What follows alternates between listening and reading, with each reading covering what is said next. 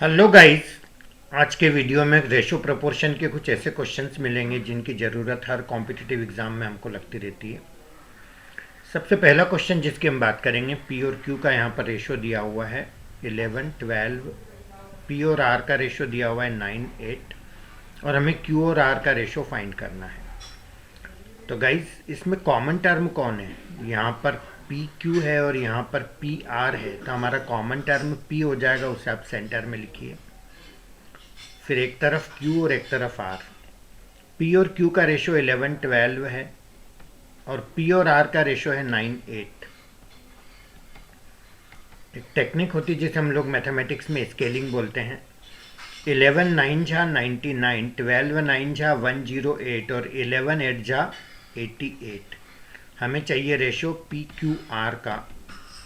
तो P के नीचे P का रेशो आ गया 99, Q के नीचे Q का रेशो आ गया 108 और R के नीचे R का रेशो आ गया 88। Is that clear? तो ये पी क्यू आर का हमें रेशो मिल गया। इस तरह से हम लोग क्वेश्चंस को सॉल्व कर सकते हैं। लेकिन हमें क्या पूछा है? Q और R का रेशो पूछा है, तो Q और R का रेशो हमारा हो जाएगा, Q का तो हमारा आया 108 और R का रेशो हमारा आया 88। और सिंप्लीफाई कर सकते हैं आप चाहें तो। इसको काय से डिवाइड हो रहे हैं दोनों नंबर? 4 से हो रहे हैं ना, तो 4 से डिवाइड करो तो ये आ गया 27 और ये आ गया 22। बस इससे ज़्यादा सॉल्व नहीं हो पाएगा। इसके बाद हम आते हैं, what is the sub triplicate ratio of 8:27। सब ट्रिप्लिकेट रेशो जब भी निकालना होता है तो हमें क्यूब रूट करना होता है। बहुत छोटी सी इन्फॉर्मेशन हमें पता होनी चाहिए। 8 का क्यूब रूट 2 होता है, 27 का 3 होता है, तो हमारा आंसर हो गया 2:3। The ratio of speed of two train 7:8 if second train runs 400 kilometre in 5 hours, then find the speed of the first train. अब ट्रेन नंबर 1, ट्रेन नंबर 2, दो ट्रेन की स्पीड का रेशो हमको दिया है 7:8 और जो सेकंड ट्रेन है वो 400 किलोमीटर चलती है 5 घंटे में। तो 400 किलोमीटर डिस्टेंस है और 5 घंटे टाइम है, तो speed equal to distance upon time होता है। तो इससे मुझे इसकी स्पीड पता लग जाएगी और वो आ रहा मेरा 80 और इनकी स्पीड का रेशो है 7:8। तो जो 8 है वो स्पीड है 80, तो जो 7 है वो स्पीड हो जाएगी मेरी 70। That is my answer. Ratio का मतलब ही यही होता है कि ये जो मल्टीपल ये होगा वही मल्टीपल हमें यहाँ भी लेना होगा। Daily income of 2 persons are in the ratio 4:5 and daily expenses are in the ratio 7:9। Each save 50 rupees, then find their daily earnings. अब अर्निंग का रेशो और एक्सपेंसेस का रेशो ये दोनों दिए हैं। अर्निंग का रेशो है 4:5 और एक्सपेंसेस का रेशो है 7:9 और दोनों की सेविंग है 50 रुपया। इसकी भी 50 है, इसकी भी 50 है। तो यदि सेविंग दोनों की सेम है तो इसका मतलब सेविंग का रेशो 1:1 हो गया।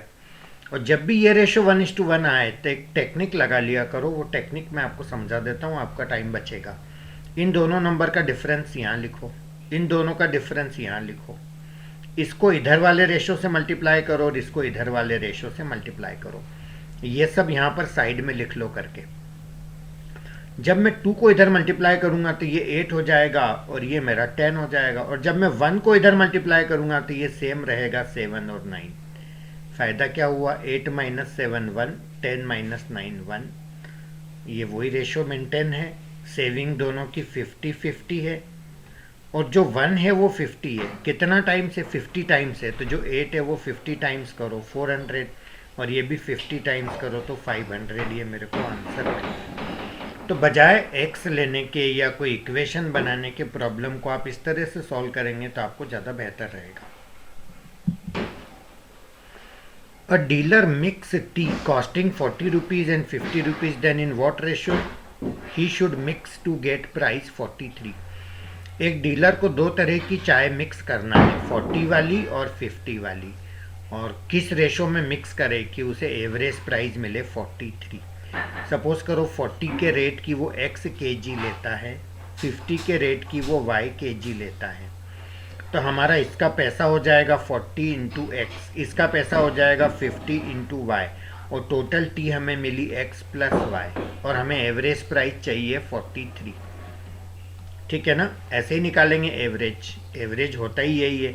अब मैं इसको और सिंप्लीफाई करता हूँ तो ये मेरे को मिलेगा 40x plus 50y equal to 43x plus 43y।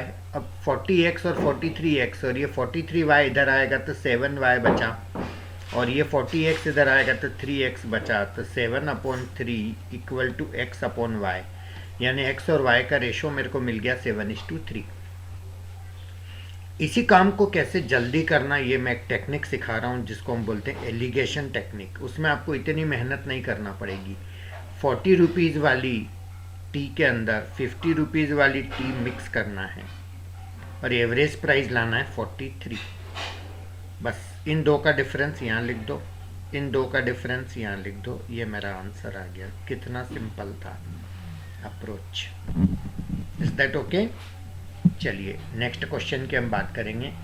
In what ratio milk of price 50 and 60 should be mixed if we want to sell the milk at the rate of 65 and required profit is 25%। पहले तो आप इस पे concentrate करो कि हम कितने में सेल करना चाहते हैं। हम सेलिंग प्राइस रखना चाहते हैं 65 और हमें प्रॉफिट चाहिए 25%। तो पहले हम ये पता करेंगे कि हमारा कॉस्ट प्राइस क्या होना चाहिए। कॉस्ट प्राइस का एक फार्मूला स्कूल में मेरे टीचर ने मेरे को बताया था, SP into 100/100 plus profit percent. तो ये कॉस्ट प्राइस मेरा हो जाएगा selling price into 100/100 plus profit percent 25 है, तो ये मेरा 125 हो जाएगा। 25 4 जा 25, 5 जा 5 से कैंसिल होगा 13, 13 4 जा 52, तो कॉस्ट प्राइस आ गया मेरा 52। ये तो मेरे स्कूल टीचर ने बताया था। अब मैं एक कोचिंग में गया था, वहाँ पर मेरे एक टीचर ने ये बताया था इसी काम को जल्दी कैसे करना। उन्होंने बोला था 25% प्रॉफिट का मतलब होता है कॉस्ट प्राइस 100 तो सेलिंग प्राइस 125।